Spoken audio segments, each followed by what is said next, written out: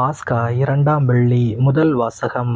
இயேசுவின் பெயரை முன்னிட்டு அவமதிப்புக்கு உரியவர்களாக கருதப்பட்டதால் மகிழ்ச்சியோடு வெளியே சென்றார்கள். திருத்தூதர் பணிகள் நூலிலிருந்து வாசகம்.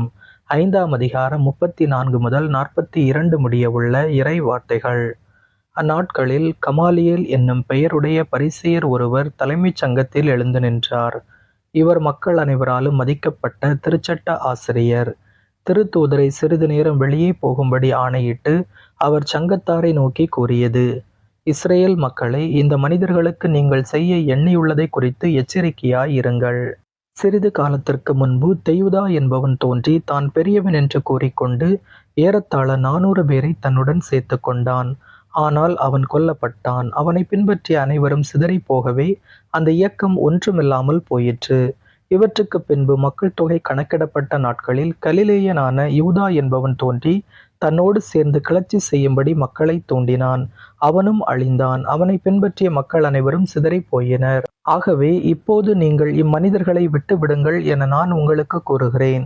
இவர்கள் காரியத்தில் நீங்கள் தலையிட வேண்டாம். இவர்கள் திட்டமும் செயலும் மனிதரிடத்திலிருந்து வந்தவை என்றால் அவை ஒழிந்து போகும். அவை கடவுளை சார்ந்தவை என்றால் நீங்கள் அவற்றை ஒழிக்க முடியாது. நீங்கள் கடவுளோடு போரிடுபவர்களாகவும் ஆவீர்கள். அவர் கூறியதை சங்கத்தார் ஏற்றுக்கொண்டனர். பின்பு அவர்கள் திருத்தூதர்களை அழைத்து அவர்களை நைய புடைத்து இயேசுவை பற்றி பேசக்கூடாதென்று கட்டளையிட்டு விடுதலை செய்தனர். இயேசுவின் பெயரை முன்னிட்டு அவமதிப்புக்கு உரியவர்களாக கருதப்பட்டதால் திருத்தூதர்கள் மகிழ்ச்சியோடு தலைமைச் சங்கத்தை விட்டு வெளியே சென்றார்கள். அவர்கள் நாள்தோறும் கோவிலிலும் வீடுகளிலும் தொடர்ந்து கற்பித்து இயேசு கிறிஸ்துவை பற்றிய நற்செய்தியை அறிவித்து வந்தார்கள். ஆண்டவரின் அருள்வாக்கு. இறைவனுக்கு நன்றி. பதிலுரை பாடல் பல்லவி. ஆண்டவரின் இல்லத்தில் நான் குடியிருக்க வேண்டும். ஆண்டவரின் இல்லத்தில் நான் குடியிருக்க வேண்டும். ஆண்டவரே என் மொழி, அவரே என் மீட்பு, யாருக்கு நான் அஞ்ச வேண்டும்? ஆண்டவரே என் உயிருக்கு அடைக்கலம், யாருக்கு நான் அஞ்சி நடுங்க வேண்டும்? பல்லவி. ஆண்டவரின் இல்லத்தில் நான் குடியிருக்க வேண்டும். நான் ஆண்டவரிடம் ஒரு விண்ணப்பம் செய்தேன், அதையே நான் நாடி தேடுவேன். ஆண்டவரின் இல்லத்தில் என் வாழ்நாள் எல்லாம் நான் குடியிருக்க வேண்டும். ஆண்டவரின் அழகை நான் காண வேண்டும். அவரது கோவிலில் அவரது திருவுளத்தை கண்டறிய வேண்டும். பல்லவி. ஆண்டவரின் இல்லத்தில் நான் குடியிருக்க வேண்டும். வாழ்வோரின் நாட்டினிலே ஆண்டவரின் நலன்களை காண்பேன் என்று நான் இன்னும் நம்புகின்றேன். நெஞ்சே, ஆண்டவருக்காக காத்திரு, மன உறுதி கொள், உன் உள்ளம் வலிமை பெறட்டும். ஆண்டவருக்காக காத்திரு. பல்லவி. ஆண்டவரின் இல்லத்தில் நான் குடியிருக்க வேண்டும். அல்லேலூயா. மனிதர் அப்பத்தினால் மட்டுமல்ல, மாறாக கடவுளின் வாய்ச்சொல் ஒவ்வொன்றாலும் வாழ்வர். அல்லேலூயா. நற்செய்தி வாசகம். அப்பங்களை பகிர்ந்தளித்தார். மக்களுக்கு வேண்டிய மட்டும் கிடைத்தது. யோவான் எழுதிய தூய நற்செய்தியிலிருந்து வாசகம். 6ஆம் அதிகாரம் 1 முதல் 15 முடிய உள்ள இறை வார்த்தைகள். அக்காலத்தில் இயேசு கலிலேய கடலை கடந்து மறுகரைக்கு சென்றார். அதற்கு திபேரிய கடல் என்றும் பெயர் உண்டு. உடல்நலம் அற்றோருக்கு அவர் செய்து வந்த அரும் அடையாளங்களைக் கண்டு மக்கள் பெருந்திரளாய் அவரை பின்தொடர்ந்தனர். இயேசு மலைமேல் ஏறி தம் சீடரோடு அமர்ந்தார். யூதருடைய பாஸ்கா விழா அண்மையில் நிகழவிருந்தது. இயேசு நிமிர்ந்து பார்த்து மக்கள் பெருந்திரளாய் அவரிடம் வருவதைக் கண்டு, இவர்கள் உண்பதற்கு நாம் எங்கிருந்து அப்பம் வாங்கலாம் என்று பிலிப்பிடம் கேட்டார். தாம் செய்ய போவதை அறிந்திருந்தும் அவரை சோதிப்பதற்காகவே இக்கேள்வியை கேட்டார். பிலிப்பு மறுமொழியாக, 200 தெனாரியத்திற்கு அப்பம் வாங்கினாலும் ஆளுக்கு ஒரு சிறு துண்டும் கிடைக்காதே என்றார்.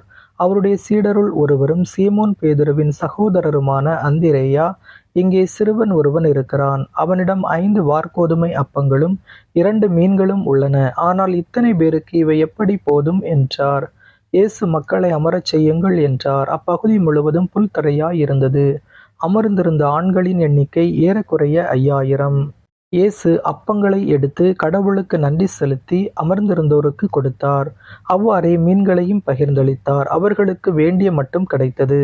அவர்கள் வயிறார உண்டபின் ஒன்றும் வீணாகாதபடி எஞ்சிய துண்டுகளை சேர்த்து வையுங்கள் என்று தம் சீடரிடம் கூறினார். மக்கள் உண்டபின் 5 வாற்கோதுமை அப்பங்களிலிருந்து எஞ்சிய துண்டுகளை சேர்த்து சீடர்கள் 12 கூடைகளில் நிரப்பினார்கள்.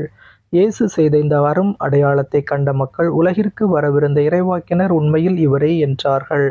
அவர்கள் வந்து தம்மை பிடித்து கொண்டு போய் அரசராக்கப் போகிறார்கள் என்பதை உணர்ந்து இயேசு மீண்டும் தனியாய் மலைக்குச் சென்றார். ஆண்டவரின் அருள்வாக்கு. கிறிஸ்துவே, உமக்கு புகழ். இன்றைய சிந்தனை.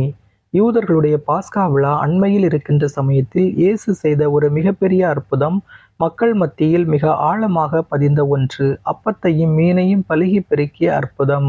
ஆன்மீக பசி என்பது கிறிஸ்தவர்களாகிய நமக்கு கிறிஸ்துவனுடைய வார்த்தைகள்தான். அந்த வார்த்தைகளை போதித்த பின்னரே இயேசு இந்த அருள் அடையாளத்தை செய்தார் என்று நற்செய்தி நமக்கு பதிவு செய்கின்றது. நம்முடைய ஆன்மா பசியாய் இருப்பதை உணராத நிலையிலேயே நாம் இருக்கின்றோமா என்பதை சோதித்து அறிந்தவர்களாக இறைவார்த்தை என்னும் உணவை நம் ஆன்மாவிற்கு பலுகி பெருகும்படியாய் நாம் கொடுத்து கொண்டே இருக்கின்ற பொழுது நம்முடைய இவ்வுலக காரியங்களும் இறைவனுடைய அருளால் நிறைவடையும் என்கின்ற அருமையான சிந்தனை இன்றைய நாளிலே நமக்கு தரப்படுகின்றது. அப்படிப்பட்ட ஒரு வாழ்க்கையை வாழ ஆன்மீக பசியை கிறிஸ்துவின் வார்த்தைகளால் தீர்த்து கொள்ள முயற்சி எடுப்போம். இயேசுவுக்கே புகழ், இயேசுவுக்கே நன்றி.